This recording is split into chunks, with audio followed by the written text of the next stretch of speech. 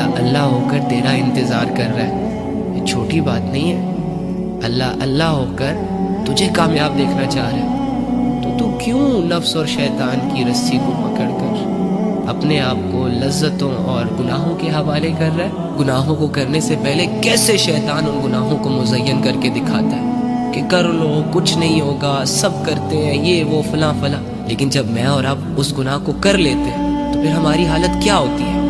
کتنا افسوس ہوتا ہے ہمیں، کتنا پریشان ہو جاتے ہیں ہم۔ تو مزید نفس اور شیطان کے ہاتھوں بے وقوف مت بنو، بس اس بات کا یقین کرو کہ تمہاری اصل قیمت اللہ کے پاس ہے۔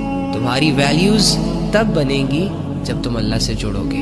واللہ میرے دل میں اگر تمہاری فکر نہ ہوتی تو میں کبھی بھی تم سے نہ کہتا کہ اپنی زندگی چینج کر دو، گناہوں سے پیچھے ہو جاؤ، یہ کرو وہ کرو، لیکن میں تمہاری بہت عزت کرتا ہوں۔ اس دنیا میں کوئی بھی ایسا انسان نہیں ہے جسے کسی نے ہرٹ نہ کیا ہو، کسی نے اس کو دکھ نہ دیا ہو، وہ کسی وجہ سے پریشان نہ ہو۔ ہر انسان کی 2-4 ڈفرنٹ چیزیں ڈسٹرب ہیں۔ فوکس رکھیں اپنے اللہ پر، جہاں جب آپ کو موقع ملے اپنے اللہ کے لیے کچھ کرنے کا، اپنی آخرت سنوارنے کا، وہ موقع ہاتھ سے نہ جانے دیں۔